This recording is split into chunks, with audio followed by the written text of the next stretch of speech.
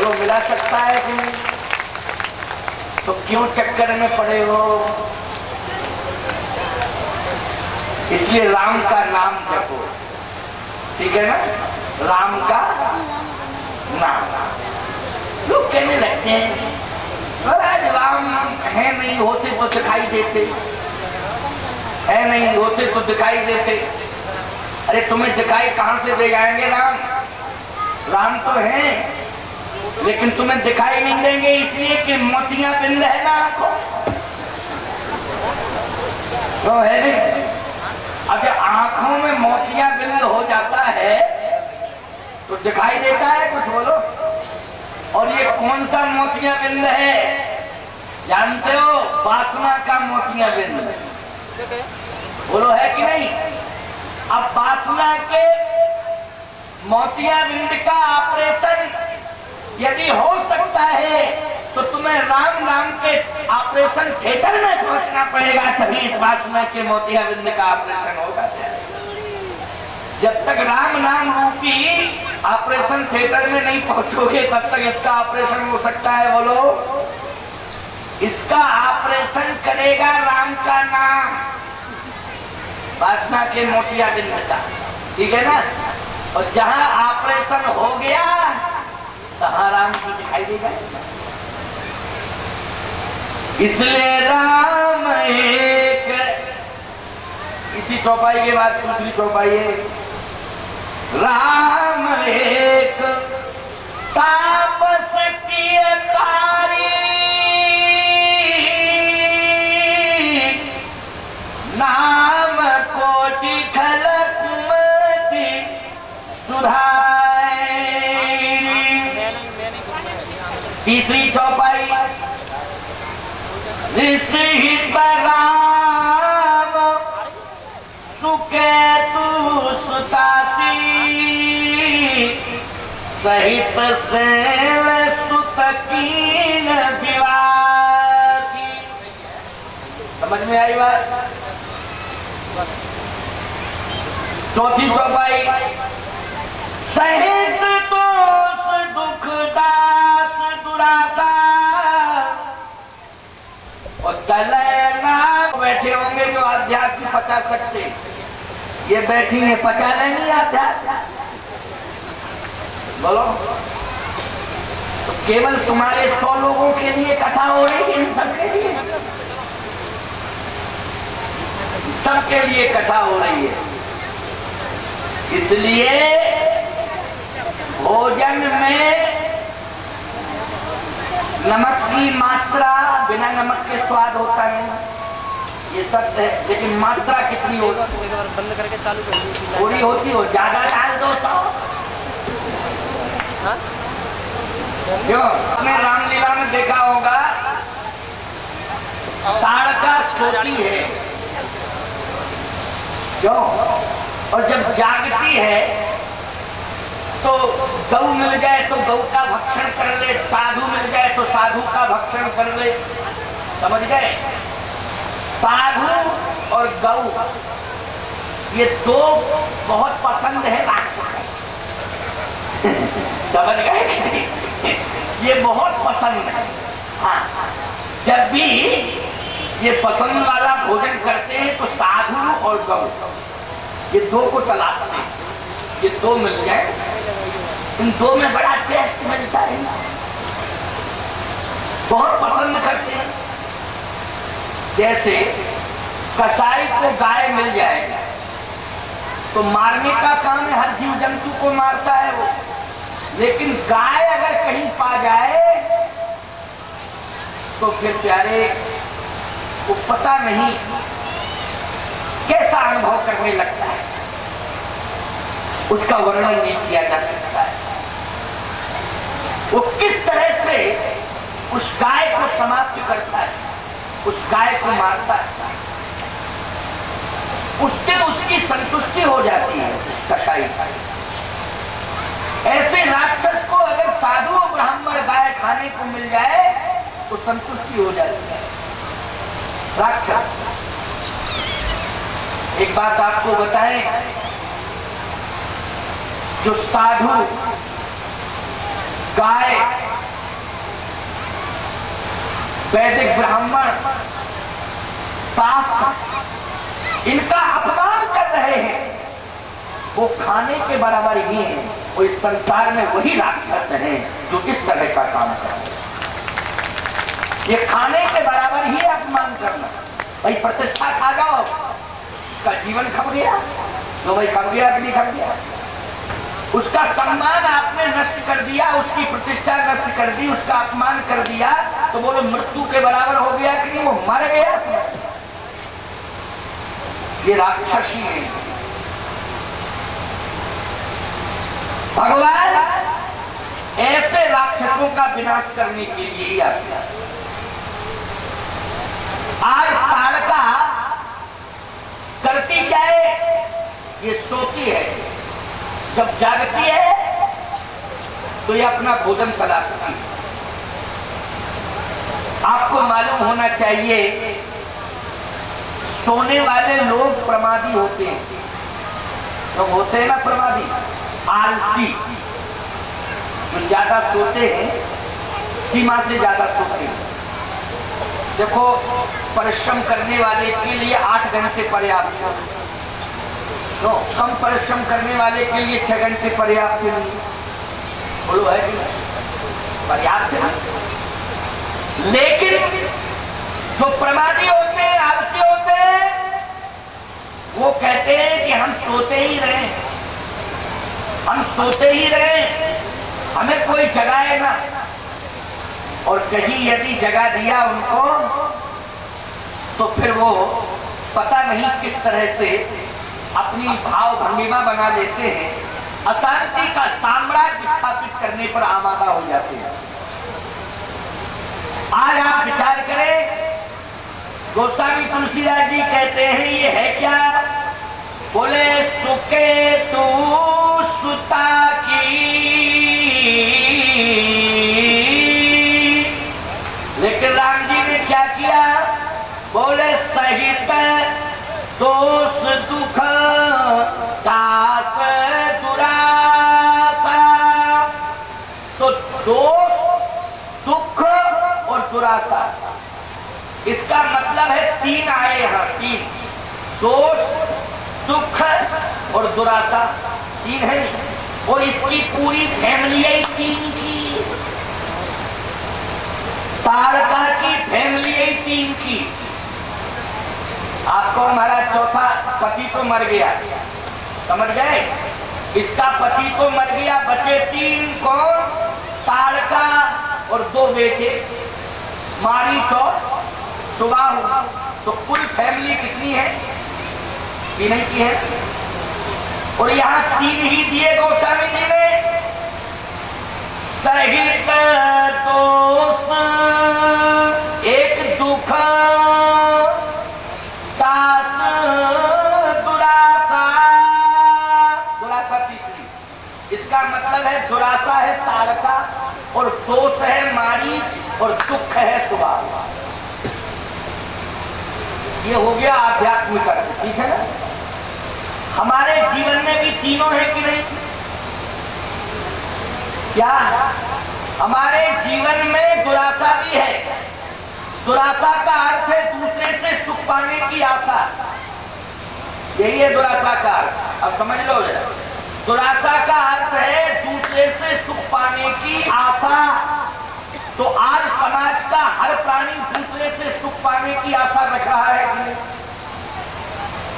और यदि प्राणी दूसरे से सुख पाने की आशा रखता है तो ये उसके जीवन का दोष है। क्या है मतलब, इससे दोष पैदा हो गया कि नहीं हो गया। और ताड़का ने मारीच को पैदा किया कि नहीं किया। ताड़का दुरासा है, दुरासा से मारीच दोष है, तो दोष आया कि नहीं आया। अब जहां जीवन में दोष आया तो निश्चित है कि दुख अपने आप पैदा हो जाएगा। तो भाई हमारे जीवन में जो दुख आया है वो हमारे दोषों से आया कि नहीं आया। एक उदाहरण दे रहे हैं, जरा इस उदाहरण को नोट करो, फिर आगे प्रसंग बढ़ाएंगे, क्योंकि प्रसंग बिल्कुल यही है जो चर्चा हो रही है उसके आगे। जब आदमी जी ने थोड़ा इसके आगे की कथा है जो मैं सुना रहा हूँ। तुम थोड़ा सा आध्यात्म आध्यात्म कहते हैं तो थोड़ा मत आओ क्यों भाई? क्योंकि तुम्हारे कारण मथना पड़ रहा है। हम तो दही ही पी जाते थे, लेकिन मथना पड़ रहा है तुम्हारे कारण। मठा अलग करो, नेनू अलग करो, मक्खन अलग, मट्ठा अलग, ये सब करना पड़ता है। क्या करें? इसको कहते हैं मानस मंथन। एक होता है मानस चिंतन, तुम लोग करवा रहे हो मानस मंथन, समझे कि नहीं? चलिए थोड़ी देर के लिए कोई बात नहीं है। कोई मक्खन खाएगा तो कोई मट्ठा पिएगा, तो भाई अपने अपने टेस्ट से अपना अपना आनंद लेंगे। तो दुराशा ने दोष को जन्म दिया और दोष ने दुख को जन्म दिया। दिया कि नहीं दिया? दोष जीवन में आता है तो दुख अपने आप आ जाता है। एक उदाहरण सांसारिक दे रहा हूं। एक व्यक्ति मेरे पास आया, उसने कहा स्वामी जी कृपा करके आप हमें या तो दुआ दें, और यदि दुआ नहीं दे सकते हैं तो श्राप दें। अरे हमने कहा तुम कैसा आदमी है, इस तरह की बात क्यों कर रहा है भाई? हम दुआई दे सकते, श्राप क्यों? तुम भूल करोगे तो कोई बात बनती है। तुम डायरेक्ट आए हो, कहने लगे या तो दुआ दो या श्राप दो। ये कोई तरीका हुआ? क्यों भाई? ये तो कोई तरीका नहीं हुआ कि कोई आदमी ये कहे कि या तो हमसे पिट लो या हमें पीट लो। ये कोई तरीका हुआ बात करने का? क्यों भाई? अरे अपराध समझ में तो आवे कि पिटने लायक है कि पीटने के लायक है, कुछ समझ में तो आवे। ये कोई बोलने की तौर तरीके वाली भाषा नहीं। मैंने कहा बात क्या है, सही बताओ। उसने कहा बात यह है कि दवा मैंने सारे हिंदुस्तान के डॉक्टरों से कराई, लेकिन कोई डॉक्टर अथवा किसी डॉक्टर की दवा, किसी का इलाज मुझे ठीक नहीं कर पाया। अब हमें विश्वास है कि दुआ ही विकल्प है। आपकी दुआ मिलेगी तो मैं ठीक हो जाऊंगा। हमने कहा रोग क्या है, पहले ये बताओ, रोग का नाम बताओ क्या है? बोले रोग ये है कि हमें खांसी आती है। हमने कहा हिंदुस्तान के डॉक्टर तेरी खांसी ठीक नहीं कर पाएगा, कैंसर होता तो हम मर गए। अच्छा खांसी कोई बहुत बड़ा रोग होता है क्या? ये बताओ जरा। खांसी जो है निश्चित है कि एक डॉक्टर ठीक नहीं कर पाएगा तो दूसरा कर देगा, तीसरा कर देगा, चौथा कर देगा। हिंदुस्तान में कोई डॉक्टर नहीं है वो खांसी ठीक कर पाए। बोले महाराज जी इस खांसी से सारा सोना चला गया घर का, जो कैश था वो भी चला गया, जो पुरखों के द्वारा जमीन मिली थी वो भी चली गई, अब हमारे पास कुछ नहीं बचा। अब हमारे पास कुछ नहीं बचा। आप या तो मुझे दुआ दो या फिर मुझे मुक्त होने के लिए कोई श्राप दो कि हम जीवन मुक्त हो जाए। हमने कहा एक बात बताओ, अगर तुम्हारी खांसी ठीक नहीं हुई तो तुम करते क्या? बोले महाराज जी रोते हो। अरे हमने कहा रोते तो हो, परेशानी रोने वाली है। बोले महाराज जी रोने रोते तो है ही है, लेकिन हमने कहा रोते ही हो कि सोते भी हो कि केवल रोते हो? बोले यही तो परेशानी है कि जैसे ही सोता हूँ तैसे ही खांसी आती है, उठ के बैठ जाता हूँ और रोने लगता हूँ। इस खांसी के मारे सो नहीं पा रहा हूँ। मैंने कहा अच्छा रात भर क्या करते हो? बोले बैठा रहता हूँ। अरे हमने कहा जब रोते हो बैठे रहते हो तो किसका चिंतन करते हो? भगवान का चिंतन करते हो कि नहीं? बोले महाराज अब हम क्या बतावे क्या चिंतन करते हैं, लेकिन बैठे बैठे रोते रहते हैं। हमने कहा रोते रहते हो उस समय तुम हनुमान चालीसा पढ़ा करो, सुंदरकांड पढ़ा करो, अगर पढ़े लिखे हो तो गीता पढ़ा करो, इससे शांति का अनुभव होगा। बोले महाराज पढ़े लिखे तो हैं लेकिन ये सब नहीं पढ़ते। तो हमने कहा रोते रहते हो बैठे बैठे? हाँ महाराज रोते रहते रहते हैं। फिर करते क्या हो रात भर? बोले रात भर चारपाई पे बैठे बैठे बीड़ी पीते रहते हैं। अब बोलो, हिंदुस्तान नहीं विश्व का कोई डॉक्टर उसकी खांसी ठीक कर पाएगा? बोलो जरा। बीड़ी पीने वाला दोष अगर उसके जीवन में बरकरार रहेगा तो खांसी वाला दुख समाप्त हो सकता है क्या? उसको बीड़ी पीने वाले दोष को दूर करना होगा तो मेरा चैलेंज है कि खांसी वाला दुख अपने आप समाप्त हो जाएगा। बोलो हो जाएगा कि नहीं हो जाएगा? तो इस दुख का कारण हमारा दोष है कि नहीं? बोलो है दोष कि नहीं? इसलिए जीवन में हमें आज संकल्प लेना है इस कथा से। संत विश्वामित्र के जीवन में था क्या?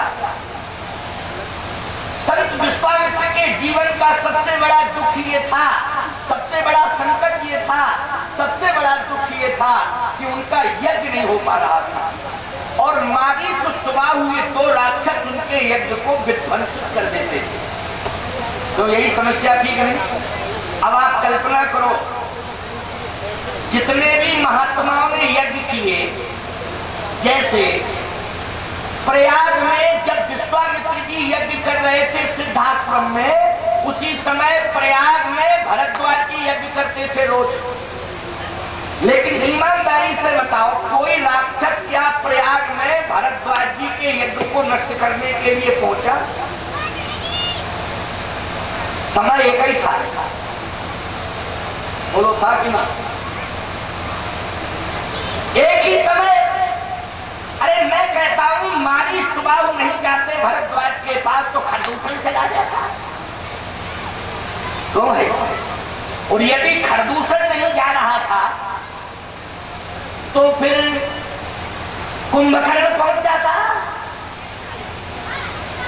अरे जब जनकपुर तक रावण बाणासुर जा सकता है धनुष तोड़ने के लिए, तो रावण बाणासुर विश्वामित्र के यज्ञ को नष्ट करने नहीं जा सकता।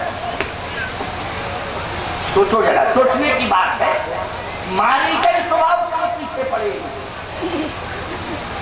केवल मारी स्वभाव और तीसरा कोई राक्षस नहीं, केवल मारी स्वभाव। क्यों?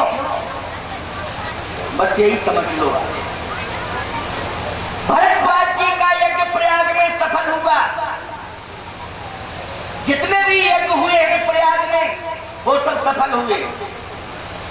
अरे उसका नाम ही है याग। याग मानी यज्ञ। बोलो भाई। और प्रयाग सृष्टि का सबसे प्राचीन याग जहां हुआ हो वो है प्रयाग। समझ गए? चित्रकूट में अत्रि के आश्रम में भी याग हो रहा है। बोलो चित्रकूट में अत्रि के आश्रम में भी यज्ञ हो रहा है। बोलो हो रहा है कि नहीं? चित्रकूट में जहां पर कामदगिरी है वहां भी यज्ञ हो रहा है। कैसे? बोले बट छाया वेदिका बनाई। वेदी वहीं बनाई जाती है जहां यज्ञ किया जाता है। बोलो भाई, चित्रकूट में यज्ञ हो रहा है कि नहीं हो रहा है? बट छाया वेदिका बनाई,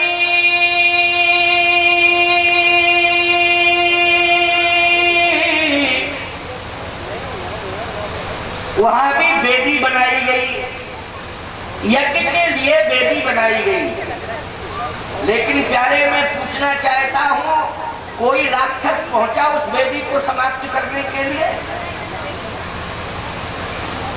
उसी वेदी पर भगवान बैठे फिर बाद में। समझे कि नहीं? वो साधारण वेदी नहीं थी, वो पहले से ही वेदी थी। उसका नाम चित्रकूट में आज भी है यज्ञ वेदी। उस स्थान का नाम चित्रकूट में आज भी है यज्ञ वेदी। समझ गए? करते क्या है? तहां बैठे मुनिगण सहित नित्य राम सुजान, सुनई कथा इतिहास सब आगम निगम पुराण। यज्ञ के के बाद कथा होती कि नहीं होती बोलो? जहाँ जहाँ यज्ञ होते हैं इसके बाद प्रवचन होता है। ये भी तो यज्ञ ही है, ज्ञान यज्ञ है बोलो, है कि नहीं? एक होमात्मक यज्ञ होता है, एक ज्ञान यज्ञ होता है। तो हमारे शीतल प्रसाद जी कौन सा यज्ञ कर रहे हैं बोलो जल्दी? ज्ञान यज्ञ बोलो। ज्ञान यज्ञ है कि नहीं? यही है ज्ञान यज्ञ। ये जिस पर हम बैठे हैं यही है इस यज्ञ की वेदी, क्यों भाई? है ना? जिस पर हम बैठे हैं ये है यज्ञ की वेदी। सावधान, प्रयाग के यज्ञ को नष्ट करने के लिए कोई राक्षस नहीं आया। चित्रकूट में जो यज्ञ हुआ उस यज्ञ को नष्ट करने के लिए कोई राक्षस नहीं आया। वशिष्ठ ने अयोध्या में यज्ञ किया, वशिष्ठ के यज्ञ को नष्ट करने के लिए कोई